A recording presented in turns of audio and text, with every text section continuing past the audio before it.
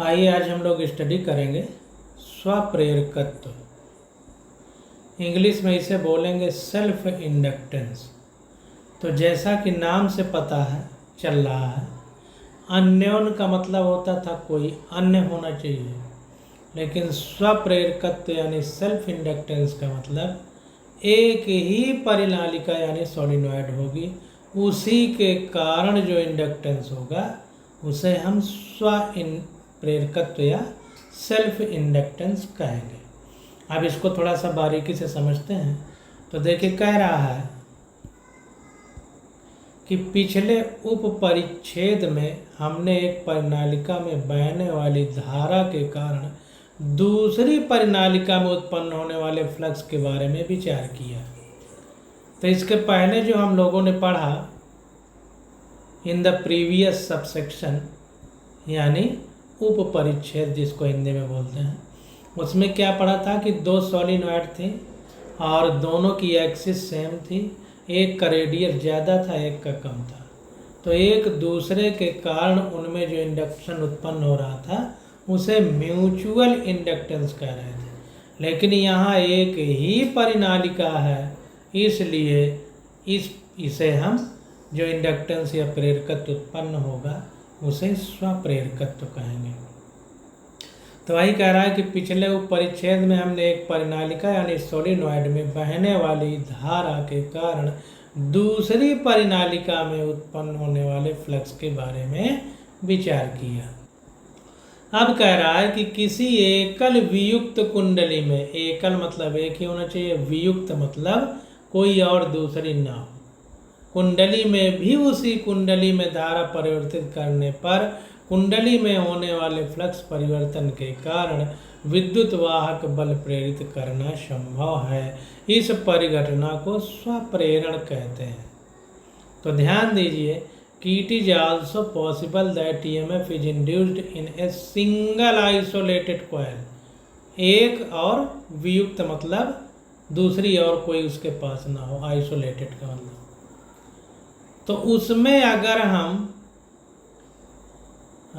isolated coil due to change of flux through the coil by means of varying the current through the same coil, तो same coil में ही current में परिवर्तन करके उसके flux में जो परिवर्तन किया जा रहा है जिसके कारण इंड्यूस्ड ईएमएफ उत्पन्न होगा, या यूं कहें कि करंट में परिवर्तन हो रहा है इंड्यूस्ड ईएमएफ के कारण, और इंड्यूस्ड ईएमएफ किसके कारण उत्पन्न हो रहा है?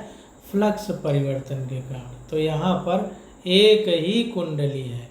तो यहाँ पर ध्यान देना है कि किसी एकल कुंडली, और एकल में भी वियुक्त होना चाहिए, आइसोलेटेड यानी और कोई दूसरी ना हो, किसी एकल वियुक्त कुंडली में भी उसी कुंडली में धारा परिवर्तित करने पर कुंडली में होने वाले फ्लक्स परिवर्तन के कारण विद्युत वाहक बल प्रेरित करना संभव है।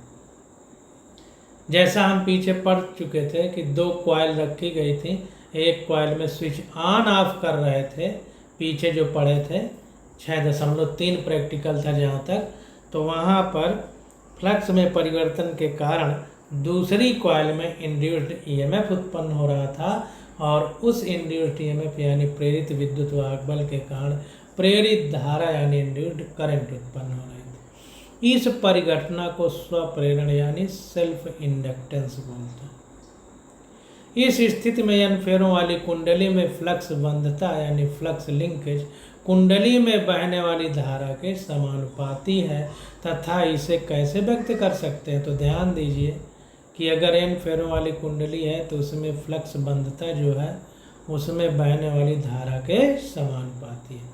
जाहिर सी बात है कि जो धारा है उसी धारा में परिवर्तन हो रहा है, इसीलिए फ्लक्स में परिवर्तन हो रहा है। तो जाहिर बात है कि फ्लक्स में जो परिवर्तन यानी फ्लक्स बंधता जो है कुंडली में बहने वाली धारा के समानुपाती होगी। इसलिए अगर फेरों की संख्या n है तो n phi b proportional to I। अब n phi b equal to, अगर ये प्रोपोर्शनल का साइन हटाएंगे तो एक स्थिरांक आ जाएगा जिसको L लिखेंगे और I पहले से मौजूद है। तो यही जो L है हमारा यही एल ही हमारा सेल्फ इंडक्टेंस कहा जाता है। तो यहाँ पर समानुपातिक स्थिरांक जो यल है यही स्वप्रेरकत्व यानी सेल्फ इंडक्टेंस। इसे कुंडली का स्वप्रेरण गुणांक यानी कोफिशिएंट ऑफ सेल्फ इंडक्टेंस भी बोलते हैं। जैसे पीछे अन्य प्रेरकत्व में कोफिशिएंट ऑफ म्यूचुअल इंडक्शन बोलते थे। जब धारा परिवर्तित होती है तो कुंडली से संबद्ध फ्लक्स भी परिवर्तित होता है। अब जाहिर सी बात है कि करंट में चेंज होगा तो फ्लक्स में भी चेंज होगा। समीकरण 6.13 का उपयोग करने पर प्रेरित विद्युत वाहक बल प्राप्त होगा। अब जाहिर सी बात है कि जब धारा में परिवर्तन हो रहा है तो फ्लक्स में भी परिवर्तन होगा, और फ्लक्स के परिवर्तन को एप्सिलॉन = -d n⁵b/dt पहले से हमें पता है कि ये लिखा जाता था, पीछे हम लोग पढ़ चुके हैं। तो यहाँ पर क्या हो जाएगा, एप्सिलॉन -L/dI/dt हो जाएगा, क्योंकि फ्लक्स में परिवर्तन धारा में परिवर्तन के समानुपाती है, इसीलिए n⁵b/dt की जगह dI/dt रखेंगे। फ्लक्स में परिवर्तन समानुपाती है धारा में परिवर्तन के, इसलिए n⁵b की जगह I रख सकते हैं। तो n⁵b की जगह dI रख दिया, क्योंकि धारा में परिवर्तन है, परिवर्तन के लिए dI लिखेंगे। तो इस प्रकार से हम लोग इसको समझते हैं। अब देखिए आगे पढ़ते हैं, आगे क्या कह रहा है। कह रहा है इस प्रकार स्वप्रेरित विद्युत वाहक बल सदैव कुंडली में किसी भी धारा परिवर्तन बढ़ना हो या घटना का विरोध करता है। तो वेरी वेरी मोस्ट इम्पॉर्टेंट कि जो स्वप्रेरित विद्युत वाहक बल है तो कुंडली में जो धारा परिवर्तन है उसका विरोध करता है। कैसे पता है, ये ऋण चिन्ह से पता है, निगेटिव। तो ये प्रेरित विद्युत वाहक बल है, ईएमएफ है जो, तो ये निगेटिव साइन से मतलब है कि ये जो धारा में परिवर्तन हो रहा है dI/dt समय के अनुसार, धारा में समय के अनुसार परिवर्तन dI/dt, यह एप्सिलॉन के निगेटिव के प्रोपोर्शनल है। यह निगेटिव का मतलब ही है कि प्रेरित विद्युत वाहक बल अगर बढ़ेगा तो इसको घटाने का प्रयास करेगा। ये विद्युत धारा अगर बढ़ेगी तो EMF घटेगा, मतलब उसका उल्टा होगा। ये ऋण चिन्ह लगाने का मतलब ये है, जैसा हम लॉरेंज फोर्स में पढ़ चुके हैं। अब देखिए कह रहा है कि सरल ज्यामितियों से किसी परिपथ के लिए स्वप्रेरकत्व की गणना करना संभव है। तो सिंपल जो जियोमेट्री है, मतलब कोई एक स्क्वायर लूप ले लें या सर्कुलर लूप ले लें या रेक्टेंगुलर लूप ले लें, तो उससे हम लोग सेल्फ इंडक्टेंस की गणना कर सकते हैं इस फार्मूले के माध्यम से। तो इस फार्मूले को हम लोग बॉक्स में बंद कर लेंगे और इसे याद कर लेंगे, इसको याद कर लेंगे। अब देखिए आगे कह रहा है कि आइए एक लंबी प्रणालिका के स्वप्रेरकत्व की गणना करें जिसके अनुप्रस्थ काट का क्षेत्रफल है तथा लंबाई L है। तो एक लंबी प्रणालिका लेंगे, लॉन्ग सोलिनॉइड, जिसमें एरिया A माना गया है, उसकी लेंथ स्मॉल l है तथा इसी एकांक लंबाई में फेरों की संख्या n है। जैसे पीछे म्यूचुअल इंडक्टेंस यानी अन्योन्य प्रेरकत्व में हम पढ़े थे, तो वहाँ भी एकांक लंबाई में फेरों की संख्या n मानी गई थी। एकांक लंबाई का मतलब या तो 1 मीटर लेंगे या 1 सेंटीमीटर या 1 फुट, जो भी लें, 1 इंच लें, जो भी लें, उसमें फेरों की संख्या n है। और पूरी लंबाई में फेरों की संख्या कैपिटल N मानेंगे, जैसा पीछे हम लोग मान चुके हैं। तो प्रणालिका में प्रवाहित होने वाली धारा के कारण चुंबकीय क्षेत्र B = μ0 Ni, ये हमको पता है। तो प्रणालिका में प्रवाहित होने वाली धारा I के कारण चुंबकीय क्षेत्र कितना हो जाएगा, B = μ0 Ni होगा। इसमें एक ही प्रणालिका है, इसको ध्यान देना है, इसलिए इतना है।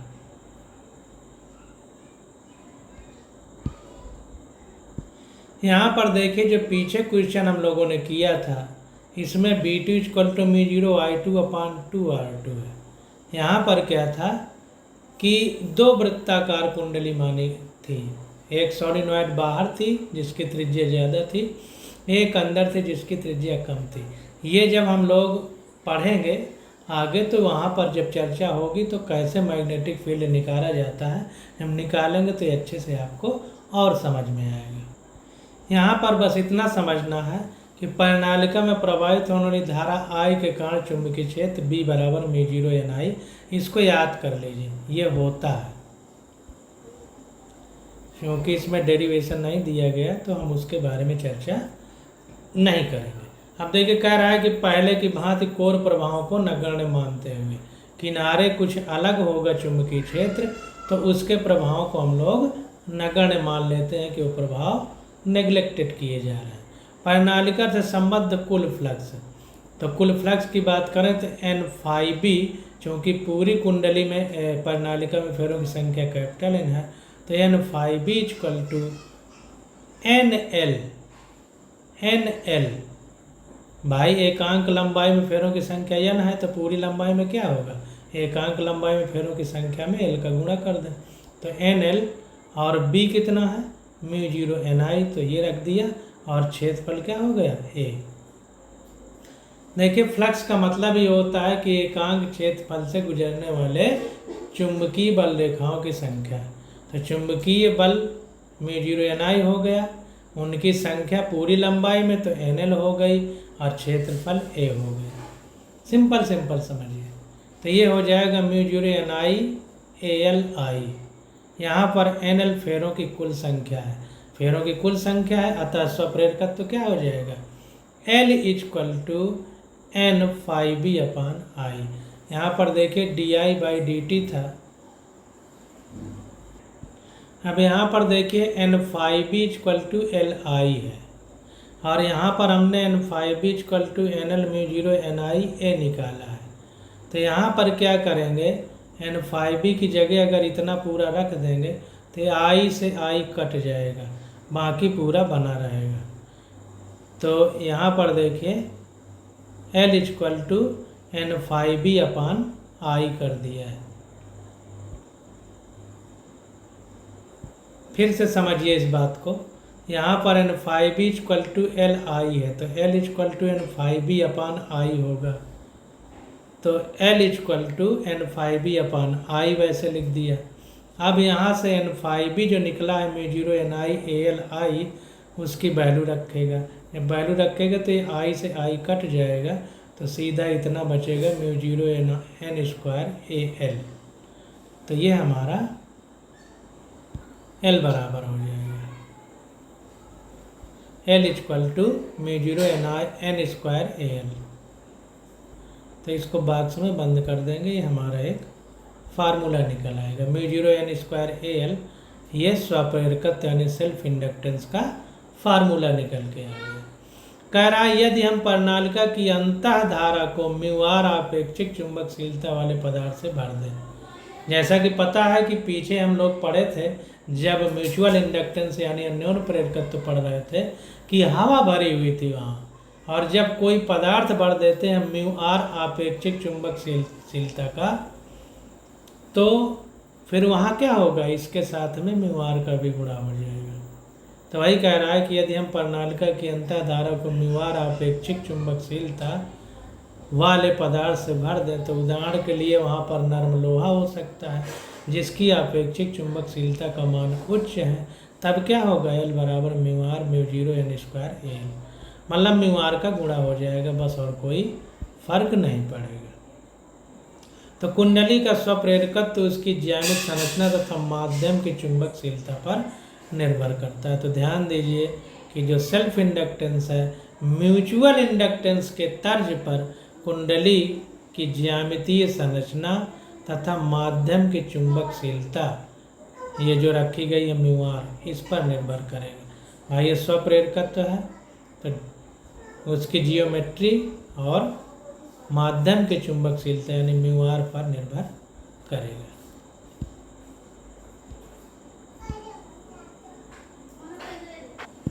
देखिए कह रहा है कि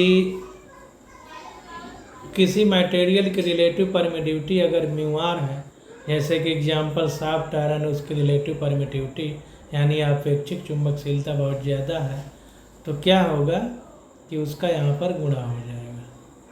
अब सेल्फ इंडक्टेंस का मान डिपेंड करता है कॉइल की जियोमेट्री पर और परमेबिलिटी ऑफ द मीडियम की परमिएबिलिटी पर, यानी चुंबकशीलता पर।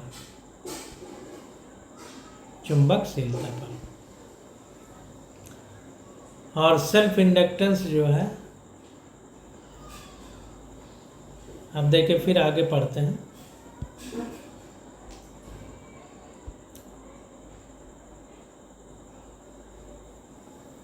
कह रहा है स्वप्रेरित विद्युत वाहक बल को विरोधी विद्युत वाहक बल यानी बैक ईएमएफ भी कहते हैं, क्योंकि यह परिपथ में किसी भी धारा परिवर्तन का विरोध करता है। तो very very most important, negative sign इसीलिए उस फार्मूले में लगा था क्योंकि जो प्रेरित धारा परिवर्तन है वो विद्युत वाहक बल के उल्टा है। तो इसीलिए स्वप्रेरित विद्युत वाहक बल को विरोधी विद्युत वाहक बल यानी बैक ईएमएफ भी कहते हैं, क्योंकि यह परिपथ यानी सर्किट में किसी भी धारा परिवर्तन का विरोध करता है। भौतिक दृष्टि से स्वप्रेरकत्व जड़त्व का कार्य करता है। अगर फिजिक्स के हिसाब से पढ़ें, जैसा हम लोग मैकेनिक्स में पढ़ते थे, तो हम ये कह सकते हैं कि जो स्वप्रेरकत्व है जड़त्व का कार्य करता है।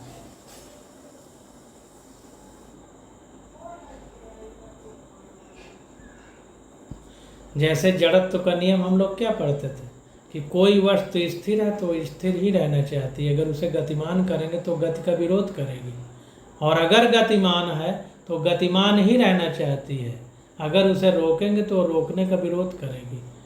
यही जड़त्व का नियम होता था। तो उसी प्रकार यहाँ भी है कि विद्युत वाहक बल बैक ईएमएफ का काम करता है, यानी विद्युत धारा परिवर्तन है उसका विरोध करता है।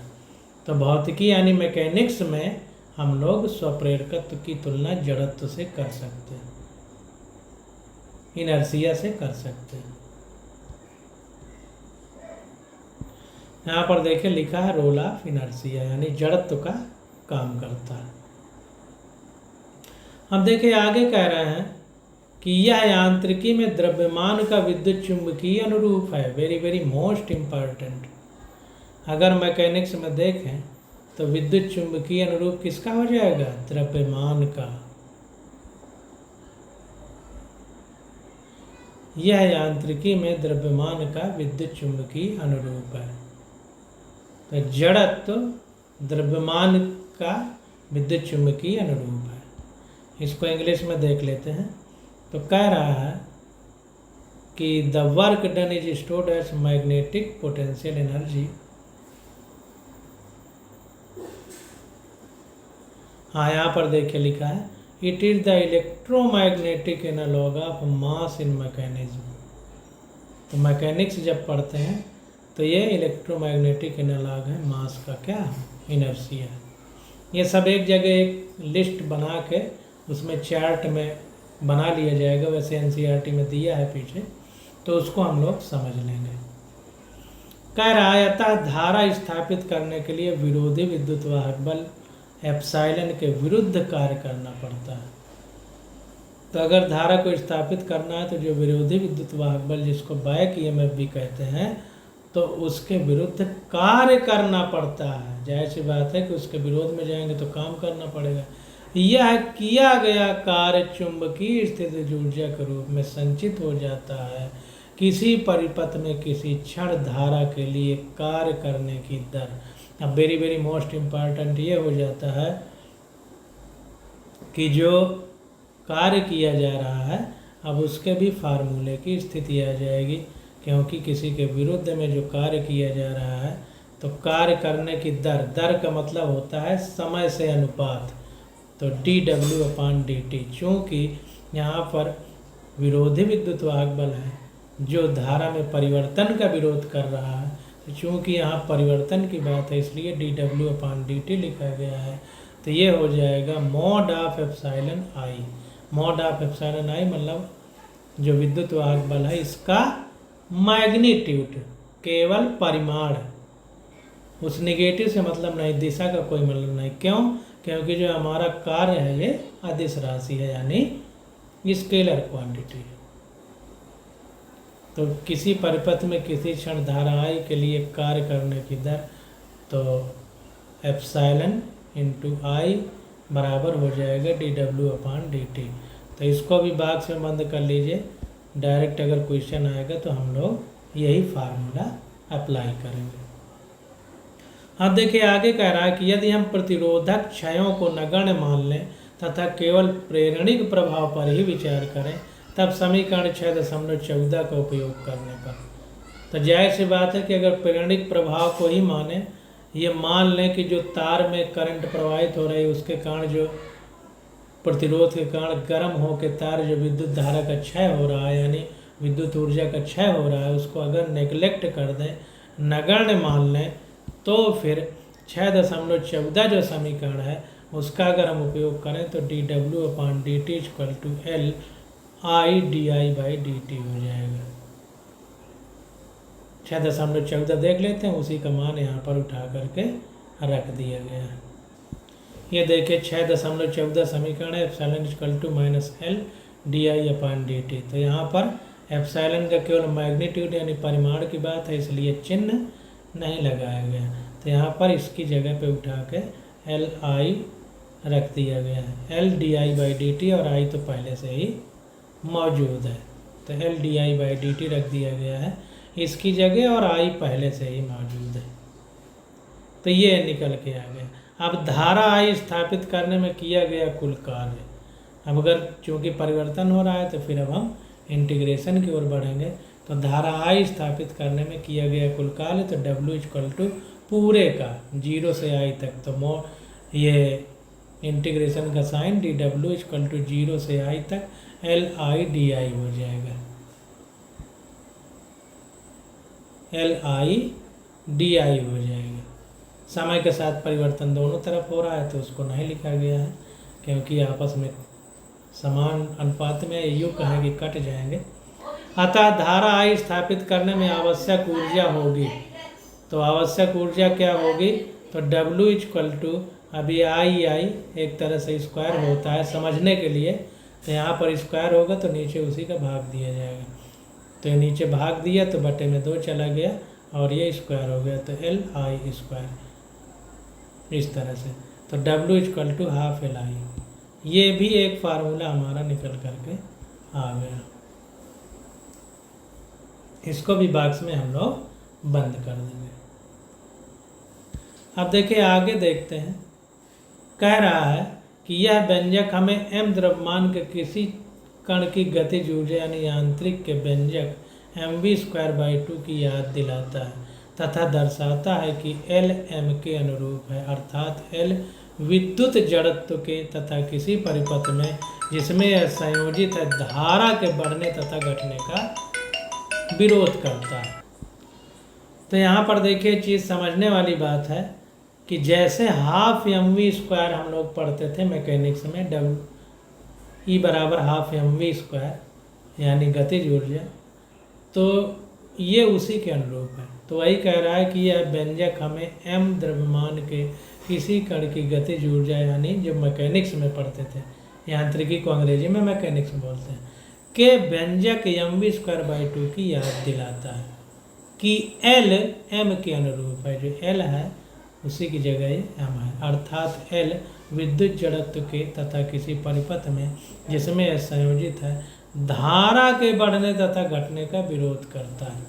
जैसे जड़त्व में हम लोग पढ़ते थे कि कोई वस्तु गतिमान है तो वो गतिमान ही रहेगी, कोई वस्तु स्थिर है तो स्थिर ही रहेगी, जब तक कोई बाहरी बल उसकी स्थिति में परिवर्तन ना कर दे, यही जड़त्व का नियम। तो जैसे वहाँ m ये काम करता था, तो परिपथ में वही काम धारा के बढ़ने घटने का विरोध कौन करेगा, L करेगा, यानी सेल्फ इंडक्टेंस करेगा। अब देखिए आगे देखते हैं, कह रहा है 2 समीपस्थ कुंडलियों में साथ साथ प्रवाहित होने वाली धाराओं की सामान्य स्थिति पर विचार करें। अब अगर 2 कुंडलियां पास पास में हैं, उनमें करंट फ्लो हो रही है, तो कह रहा है एक कुंडली के साथ संबद्ध फ्लक्स स्वतंत्र रूप से विद्यमान 2 फ्लक्सों के योग के बराबर होगा। समीकरण 6.7 निम्न रूप में रूपांतरित हो पाएगी या हो जाएगी। तो अगर दो कुंडलियाँ हों तो दोनों कुंडलियों में जो संबद्ध फ्लक्स होगा वो आपस में जुड़ जाएगा। तो N1 बराबर M11 I1 plus M12 I2। एक स्वयं के कारण तो M11 लिखा गया है, और दूसरे में दूसरी के कारण पहले में तो M12 लिखा गया है, और I2 दूसरे में धारा। तो ये आपस में जुड़ जाएंगे।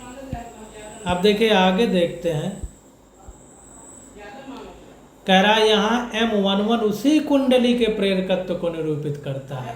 अतः फैराडे के नियम का उपयोग करने पर, तो फैराडे के नियम का उपयोग करेंगे तो ε1 बराबर, पहली कुंडली के लिए 1 लिखा गया है, तो ε1 बराबर माइनस M11।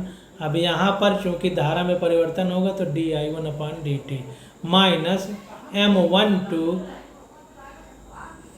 di2/dt। अब देखिए यहाँ पर माइनस साइन क्यों आ गया, उसी प्रकार चूंकि विरोध करता है इसलिए, तो फैराडे के नियम से हम लोग ऐसा लिख सकते हैं। यहाँ पर देखिए लिखा हुआ है फैराडेज लॉ ऑफ इंडक्शन, यानी फैराडे के प्रेरण के नियम। तो epsilon equal to minus d∅p/dt है, epsilon equal to minus n d∅p/dt है। तो उसी का यहाँ पर उपयोग किया गया है। तो यहाँ पर देखिए फैराडे के नियम से, तो ε1 इक्वल टू माइनस m, जैसे यहाँ पर epsilon equal to minus d∅p/dt है, एप्सिलॉन इक्वल टू अगर n फेरे हैं तो माइनस n d∅p/dt है। तो उसी प्रकार से यहाँ पर d∅p/dt की जगह चूँकि फ्लक्स में परिवर्तन धारा में परिवर्तन के समानुपाती है, तो d∅p की जगह di1 लिख दिया गया है बाई dt, जैसा यहाँ पर है, क्योंकि d∅p प्रोपोर्शनल है I के, यानी धारा में परिवर्तन फ्लक्स में परिवर्तन के समानुपाती है। तो यहाँ पर वही लिख दिया गया माइनस M12। अब देखें यहाँ पर माइनस चिन्ह है ना, यानी जो परिवर्तन है वो विरोध करता है, तो इसलिए माइनस साइन है, इसलिए यहाँ पर माइनस साइन आ गया। यहाँ भी माइनस है, यहाँ भी माइनस, और d∅p की जगह di/dt हो गया। अब M11 स्वप्रेरकत्व है तथा इसे L1 द्वारा लिखा जाता है। अब M11 जो है क्या है, उसी कुंडली का उसी में सेल्फ इंडक्टेंस है, इसलिए इसकी जगह L1 लिख दिया। तो ε1 बराबर minus L1 di1/dt minus M12 di2/dt। अब ये हमारा एक फार्मूला निकल के आया, अगर दो कुंडली पास पास में हो तो एक का सेल्फ इंडक्टेंस और दूसरा का म्यूचुअल इंडक्टेंस, दूसरी के कारण पहले में, M12 का ये मतलब हुआ। तो इस तरह से फार्मूला एक और निकल आया। हम पीछे भी इसको पढ़ चुके हैं, तो इसको हमें ध्यान देना। अब देखिए आगे क्वेश्चन आ जाता है, इसको क्वेश्चन को करेंगे तो और अच्छे से क्लियर होगा। कह रहा प्रणालिका में संचित चुंबकीय ऊर्जा का व्यंजक प्रणालिका के चुंबकीय क्षेत्र B, क्षेत्रफल A तथा लंबाई L के पदों में ज्ञात कीजिए। प्रणालिका में संचित ऊर्जा का व्यंजक हमें ज्ञात करना है, क्षेत्रफल, चुंबकीय क्षेत्र और लंबाई के पदों में। पहले नंबर पे। दूसरे पे क्या कह रहा है, कह रहा है यह चुंबकीय ऊर्जा तथा संधारित्र में संचित स्थिर वैद्युत ऊर्जा किस रूप में तुलनीय है। तो ये भी हमको बताना है। तो ऊर्जा है, ऊर्जा को एक रूप से दूसरे रूप में बदल सकते हैं। तो समीकरण 6.17 से चुंबकीय ऊर्जा पढ़ चुके हैं हम लोग, क्वेश्चन ऊपर ये फार्मूला डिराइव कर चुके हैं। तो UB equal to half LI² direct लगा देंगे। तो यहाँ पर देखिए हाफ L I जो है I² है, तो B बराबर μ0NI होता था, तो I बराबर B/μ0N हो जाएगा। पीछे चीज़ हम लोग पढ़ चुके हैं, इसको देख लेते हैं। यहाँ पर देखिए B बराबर μ0NI, तो I बराबर B/μ0N हो जाएगा। तो यहाँ पर वही किया गया है, I² है तो B/μ0N का स्क्वायर कर दिया गया उसी की जगह, क्योंकि प्रणालिका के लिए B बराबर μ0NI होता है। अब देखिए half μ0NI AL B/μ0 n का होल स्क्वायर। समीकरण 6.15 से L की वैल्यू इतना होती है, हम लोग निकाल चुके हैं 6.15 से। यहाँ से L बराबर μ0 n स्क्वायर AL, तो इसलिए उसी को उठा के यहाँ पे रख दिया। तो ये आ जाएगा हाफ नीचे μ0 B² AL, क्योंकि यहाँ पर ये खोलेंगे तो स्क्वायर रहेगा, तो एक एक कटेगा, तो एक नीचे μ0 बच जाएगा। तो इस प्रकार से हम लोगों ने जो संचित ऊर्जा है उसके बारे में ये व्यंजक यानी डेरिवेशन प्राप्त किया। अब देखिए प्रति एकांक आयतन चुंबकीय ऊर्जा, यहाँ पर कह रहा है कि यह चुंबकीय ऊर्जा तथा संधारित्र में संचित स्थिर वैद्युत ऊर्जा किस प्रकार से तुलनीय है। तो इसको ध्यान देना है। तो देखिए जो संधारित्र होता है उसमें क्या होता है कि जो संधारित्र होता है उसमें दो प्लेटें होती हैं, उनके बीच में चुंबकीय क्षेत्र होता है, उसी में विद्युत ऊर्जा के रूप में ऊर्जा संचित होती है। तो प्रति एकांक आयतन चुंबकीय ऊर्जा कितनी होगी, प्रति एकांक आयतन, इसका मतलब आयतन से भाग दे देंगे। तो UB = कैपिटल UB/V, तो ये हो जाएगा UB/ आयतन क्या होता है, लंबाई गुणे चौड़ाई गुणे ऊंचाई, और लंबाई गुणे चौड़ाई क्या होता है, क्षेत्रफल। तो A लिख दिया क्षेत्रफल एरिया, और गुणे ऊंचाई L, तो L रख दिया।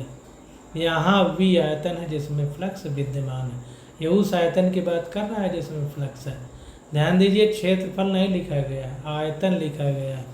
क्यों, क्योंकि जिस क्षेत्रफल से विद्युत बल रेखाएँ निकलेंगी, चुंबकीय बल रेखाएँ निकलेंगी, चुंबकीय क्षेत्र रेखाएँ, बल रेखाएँ नहीं, चुंबकीय क्षेत्र रेखाएँ निकलेंगी, वो जितने एरिया में होगा उसका पूरा आयतन लिया जाएगा।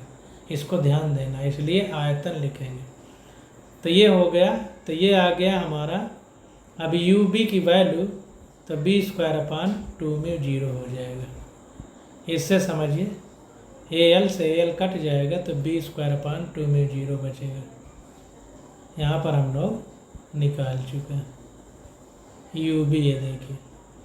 तो यहाँ पर जब सॉल्व करेंगे तो AL से AL कट जाएगा तो केवल B²/2μ0 बचेगा।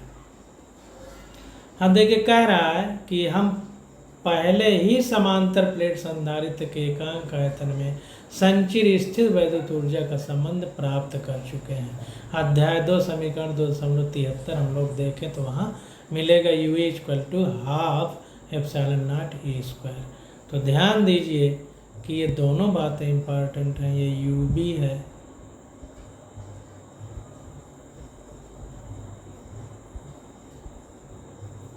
एकांक आयतन में चुंबकीय ऊर्जा, और ये UE है यानी संधारित्र में स्थिर वैद्युत ऊर्जा। अब देखिए दोनों दशाओं में ऊर्जा क्षेत्र की तीव्रता के समानुपाती है। तो दोनों दशाओं में जो ऊर्जा है, तो जो क्षेत्र होगा, चाहे चुंबकीय क्षेत्र हो या विद्युत क्षेत्र हो, उनके समानुपाती होगा दोनों ही दशाओं में। यहाँ पर देखिए UB है, यहाँ पर UE है, तो E² है यानी समानुपाती है। दोनों दशाओं में ऊर्जा क्षेत्र की तीव्रता के समानुपाती है, वर्ग के समानुपाती है। इसको ध्यान देना, वर्ग के। तो UB यहाँ पर B²/2μ0 है यानी UB ∝ B², यहाँ पर UE ∝ E²। तो दोनों दशाओं में ऊर्जा क्षेत्र की तीव्रता के वर्ग के समानुपाती है। समीकरण 6.18 और 2.73। विशेष स्थितियों क्रमशः एक प्रणालिका तथा एक समांतर प्लेट संधारित्र यानी पैरेलल प्लेट कैपेसिटर के लिए व्युत्पन्न किए गए हैं। तो ये हमारा एक प्रणालिका यानी सोलेनॉइड के लिए है, और ये हमारा पैरेलल प्लेट कैपेसिटर के लिए। कहाँ कौन सा फार्मूला लगना है इस बात को ध्यान देना। लेकिन वे व्यापक हैं तथा विश्व के किसी भी ऐसे स्थान के लिए सत्य हैं जिसमें कोई चुंबकीय क्षेत्र अथवा और विद्युत क्षेत्र विद्यमान है। लेकिन ये यूनिवर्सल सत्य हैं, विश्व के किसी भी ऐसे स्थान के लिए ये फार्मूले सही हैं जहाँ पर कोई चुंबकीय क्षेत्र हो और या फिर विद्युत क्षेत्र विद्यमान हो। संधारित्र में विद्युत क्षेत्र और यहाँ पर प्रणालिका में चुंबकीय क्षेत्र, ये कहने का मतलब है।